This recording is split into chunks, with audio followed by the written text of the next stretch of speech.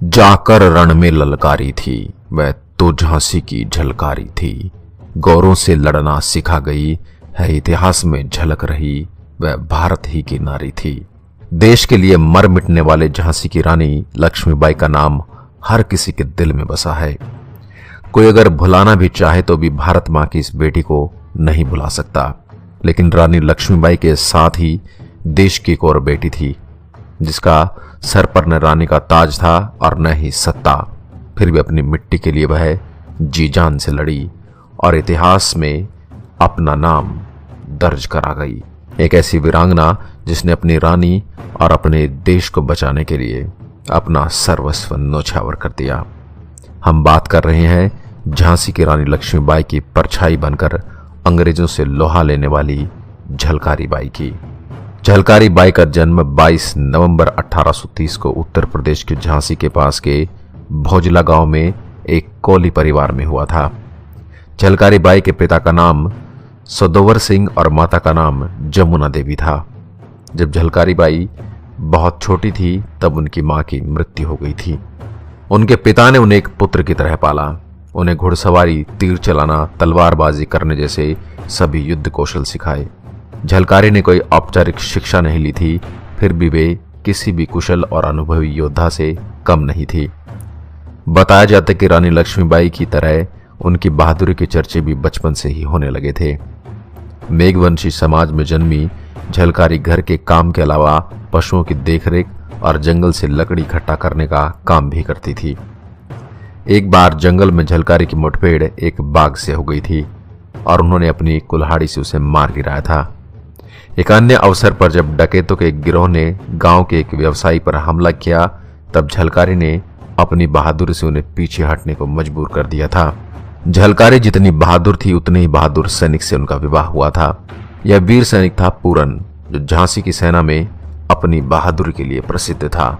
विवाह के बाद जब झलकारी झांसी आई तो एक बार गौरी पूजा के अवसर पर गांव की अन्य महिलाओं के साथ वह भी महारानी को सम्मान देने झांसी के किले में गई।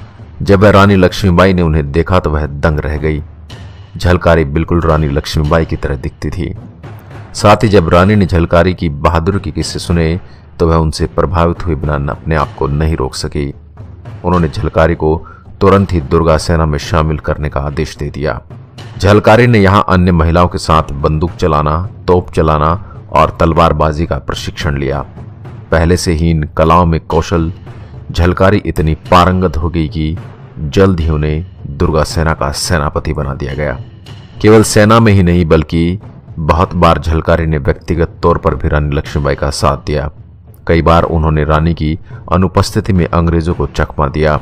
हम शक्ल होने के कारण कोई भी पहचान नहीं पाता था कि कौन रानी लक्ष्मीबाई है और कौन झलकारी बाई। 1857 के विद्रोह के समय जनरल हीरोज ने अपनी विशाल सेना के साथ 23 मार्च 1858 को झांसी पर आक्रमण किया। रानी ने वीरतापूर्वक अपने सैन्य दल से उस विशाल सेना का सामना किया। रानी कालपी में पेशवा द्वारा सहायता की प्रतीक्षा कर रही थी, लेकिन उन्हें कोई सहायता नहीं मिल सकी क्योंकि तात्या टोपे जनरल हीरोज से पराजित हो चुके थे। जल्द ही अंग्रेजी फौज झांसी में घुस गई और रानी अपने लोगों को बचाने के लिए जी जान से लड़ने लगी। ऐसे में झलकारी बाई ने रानी लक्ष्मीबाई के प्राण बचाने के लिए खुद को रानी बताते हुए लड़ने का निर्णय लिया।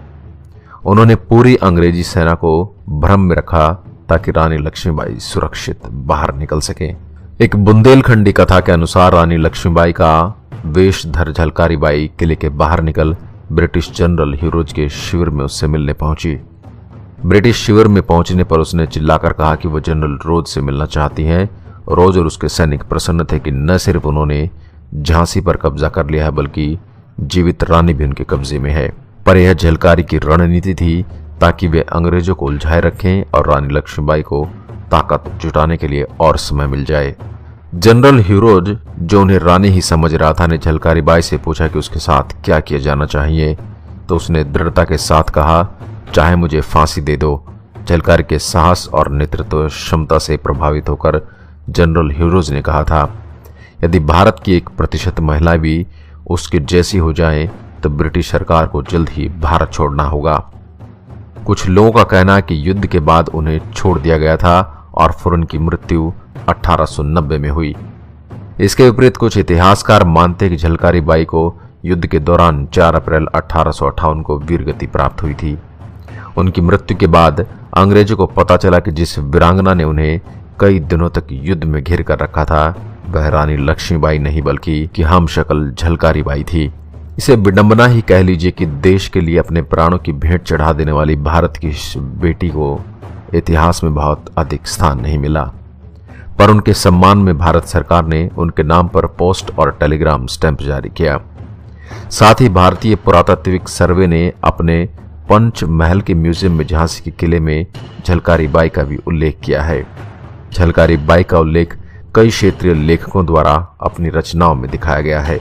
आशा करता हूं हमारी आज की वीडियो और वीर गाथा आपको बेहद ज्ञानवर्धक, रोचक और ओजपूर्ण लगी होगी। ऐसी ही अन्य वीडियोस के लिए आप हमारे चैनल शब्दबाण को लाइक करें, शेयर करें, सब्सक्राइब करें और इन अनसुने योद्धाओं के बारे में अपने दोस्तों और परिवार के साथ भी इन वीडियोस को शेयर करें।